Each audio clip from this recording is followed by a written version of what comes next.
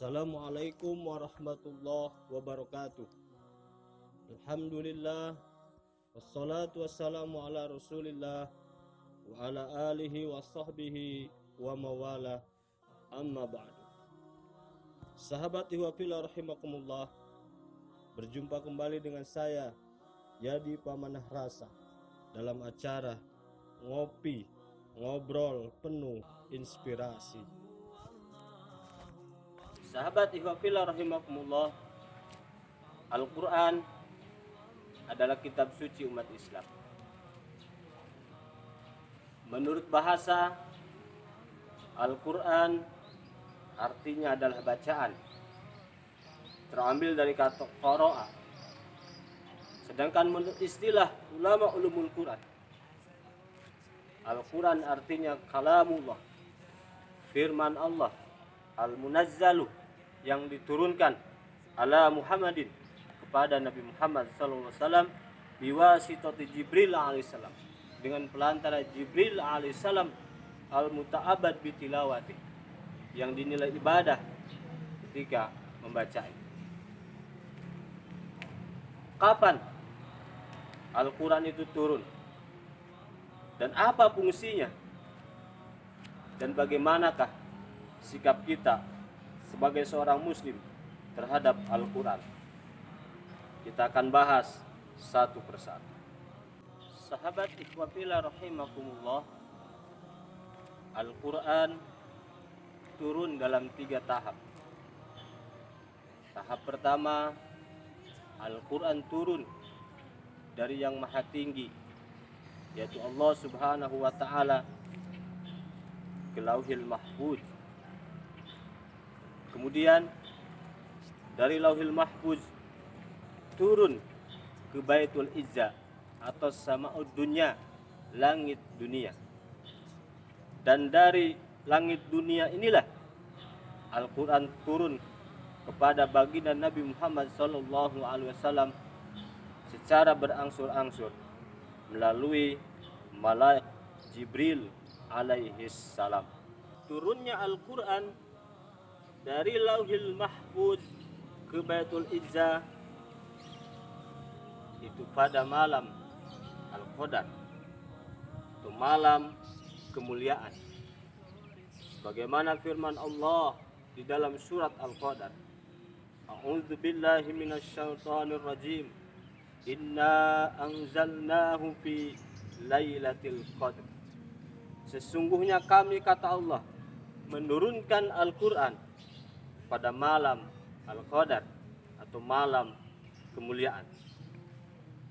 Dan turunnya Al-Quran dari Lauhil Mahfuz ke Baitul Izzah itu secara keseluruhan, dari mulai suratul Fatihah sampai surat Anas, secara keseluruhan. Sahabat ihwafillah rahimakumullah, dari Baitul Izzah atau Sama'ud Dunya, langit dunia, Al-Quran kemudian diturunkan kepada baginda Nabi Muhammad SAW melalui malak Jibril alaihissalam secara berangsur-angsur.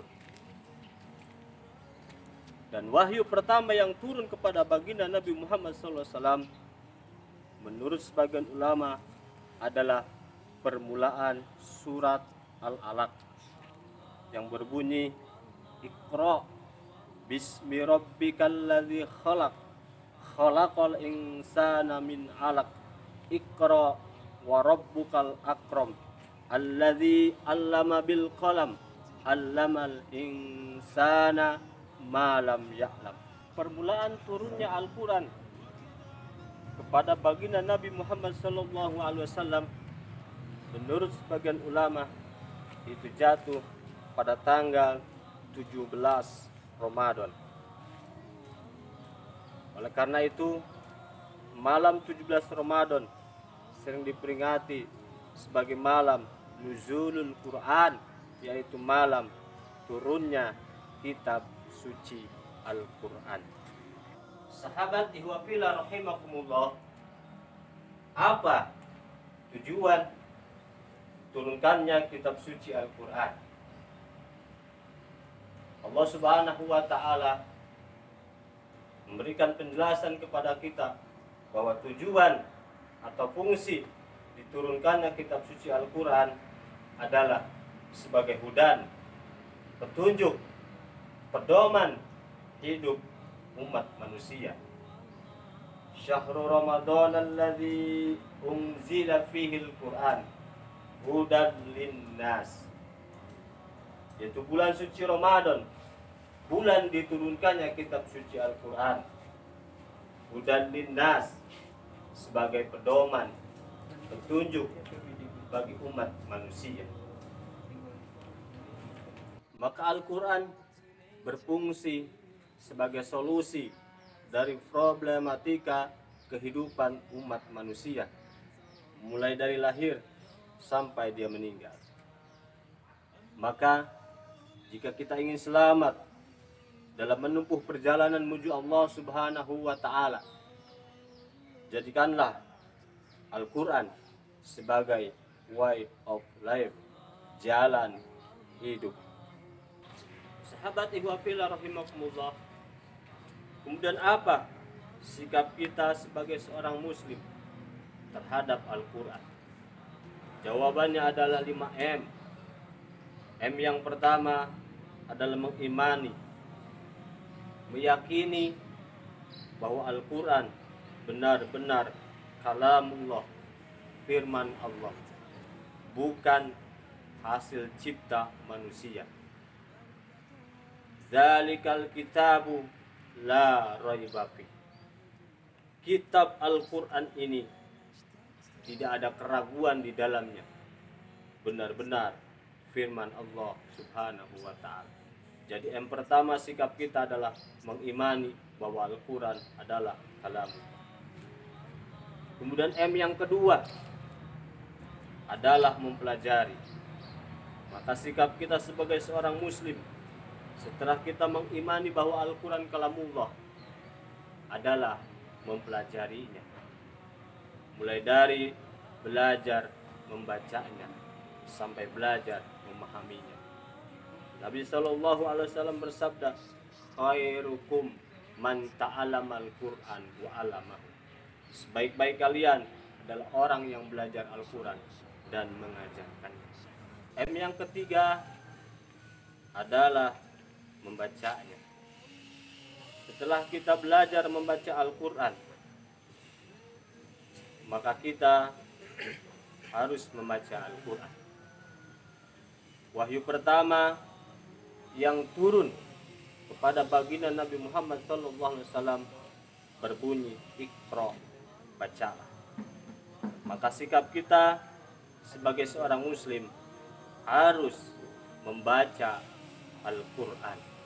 M yang keempat adalah memahaminya. Al-Qur'an adalah hudan, Al-Qur'an adalah petunjuk, Al-Qur'an adalah solusi. Maka Al-Qur'an tidak akan berfungsi jika kita tidak memahaminya. Maka sikap kita yang keempat terhadap Al-Qur'an adalah memahami isi kandungan Al-Qur'an. Bagaimana cara kita memahami Al-Qur'an? Tentu kita harus belajar, karena Al-Qur'an adalah bahasa Arab. Yang pertama harus kita pelajari adalah tata bahasa Arab. Dari mulai ilmu nahu, ilmu sorof, kemudian ilmu balaghah. Jika kita tidak mampu untuk mempelajarinya, kita bertanya pada ahlinya, yaitu pada ulama yang mengerti isi kandungan Al-Qur'an, agar kita dapat memahami Al-Qur'an. Kemudian M yang kelima adalah mengamalkannya. Setelah kita mengimani Al-Qur'an, kemudian kita mempelajarinya, kemudian kita membacanya, kemudian kita memahaminya, dan yang kelima adalah mengamalkan Al-Qur'an dalam kehidupan kita sehari-hari, menjadikan Al-Qur'an sebagai way of life, jalan hidup kita. Oleh karena itu, amalkan Al-Qur'an jika kita ingin bahagia dunia dan akhirat.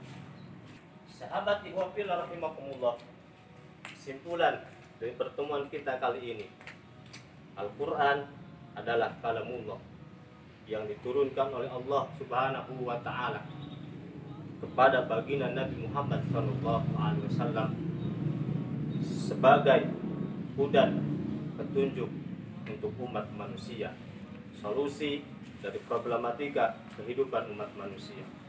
Jadi jika kita ingin selamat dunia dan akhirat, jadikanlah Al-Quran sebagai way of life, jalan hidup, dengan cara yang pertama mengimani Al-Quran sebagai kalamullah, kedua mempelajarinya, ketiga membacanya, keempat memahaminya, dan kelima mengamalkannya dalam kehidupan sehari-hari.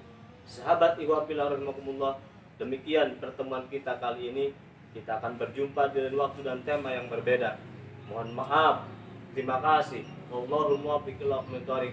Assalamualaikum warahmatullahi wabarakatuh.